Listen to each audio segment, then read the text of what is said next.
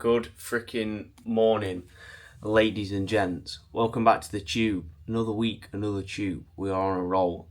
As you can see, we're in the usual position in the office at RT. And in today's video, I'm going to take you through my full back, delts, and arm session. So it's a Monday.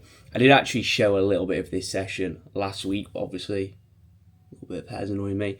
Obviously, that was just like a few quick clips. What I'm going to do today is go in, film the whole session and record a voiceover and just talk you through the whole thing. So I'm at the office now, as I said, about to start training, so let's get into the voiceover. Yeah, man. Yo, boys and girls. I'm sure there's not many girls watching this, but if there is, hello.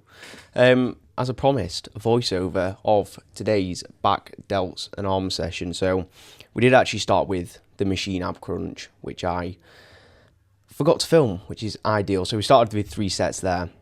I'm not really going to say anything much else on that because obviously I haven't got a video. We then went into this machine lateral. So with my current shoulder injury, I've not been able to use this for about 5.5 weeks. Today was the first day I've managed to use it, and it was like pretty much pain-free, which was very, very nice. Again, you've probably seen this machine in loads of my videos. When I'm actually not injured, I use this like 3 times a week because I love it. I get on so well with it. Connection's great. So it makes sense for me just to do it as frequently as possible. I haven't noticed that affects my my progressions on it or anything like that. Still progressing really, really well, or it was pre-injury. So yeah, 3 sets here. I like to sort of keep these all sort of 8+ rep sets. I think if I go any lower than 8 reps on a movement like this, the connection just isn't very good. I end up just feeling it a lot in sort of my traps rather than my side delts. And obviously when my side delts are something that I'm really trying to prioritize right now, we don't want to be getting tension through the traps. We obviously want to keep it all through the side delts. So 3 sets there, all 8+ rep sets. From there, we then went into the first back movement, which is the chest supported T-bar row. Again, you've probably seen me do this quite a lot. If you've followed my YouTube for a while, you know I do enjoy this movement. Again, you'll notice throughout this session that there's a common occurrence. I've been using a lot of these movements for a very long time. Okay, so that's a good tip for you there. If you get on with something, keep it in, don't change it, run it for as long as possible. It's pretty strange. With the shoulder injury, I don't really notice any issues with any pulling movements at all. There's no pain. It's more just pressing and lateral. So on here, I can go all out intensity, which is obviously lovely when for some of my other sessions, I can't do that. So 2 sets on here. First set, I like to go for a heavier set, sort of 5 to 8 reps.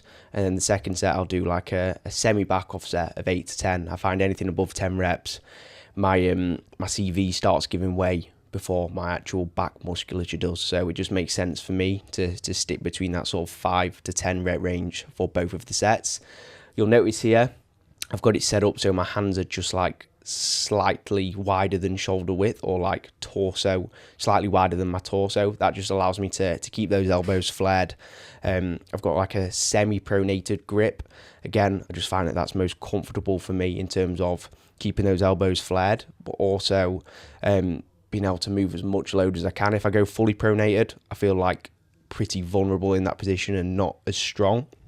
So for me, a semi-pronated grip works really well. And all I'm thinking here, it's so simple, guys. If you want to grow your upper back, scapular movement, in that stretched position, I'm almost thinking about wrapping my chest around that pad. And when I pull through, I'm squeezing back through my shoulder blades and retracting that scapula as much as I can. So that's the upper back movement of the session ticked off. I then go into a single arm machine pull down. So on here, you'll notice on this machine, there's loads of different ways to set it up. So I put the handles as narrow as I can, and I also have a slight lean over into the working side, just so I can get that alignment to my lat as good as it possibly can be. So again, 2 sets here, working in a similar rep range between 5 to 10. So first set's a heavier set, usually between 5 to sort of 7 or 8 reps, and then the second set is 8 to 10. And again, boys, it's not a complicated movement. There's a lot of cues for this, but as long as you're thinking about keeping that elbow low to the floor and pushing it away from you throughout the eccentric, and then you're dragging the elbow down towards your hip in the concentric. This is going to be sweet. So I actually do 2 sets here, and then I also have a rest pause as well on that second set, because the lats are something that I am currently trying to bring up. So a little bit more volume through an intensifier rather than doing another set. I then go on to an EZ bar preach curl, so a bicep movement. And again, it's a simple movement, but for me, I really enjoy it. I always find, like, when I get like slightly bored with training, I always try to do fancy movements, different things, and I always end up coming back to the basics, especially for things like arms and delts, things like that, because I just connect the best with them.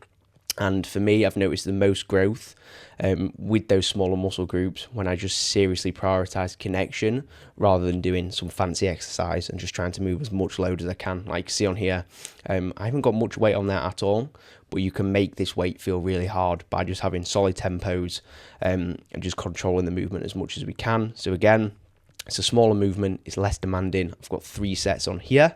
Once I've ticked that off, I then go into an overhead what is it?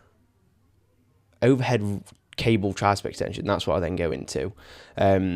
So again, you'll notice I'm not using a rope with this. I'm using this sort of like longer attachment. I just find with the rope, it's just too short and it puts your shoulders in a little bit of an uncomfortable position.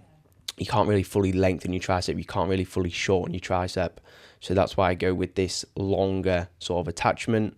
Again, it's a simple movement. The only thing I'm thinking about doing here is getting as deep stretch as I can.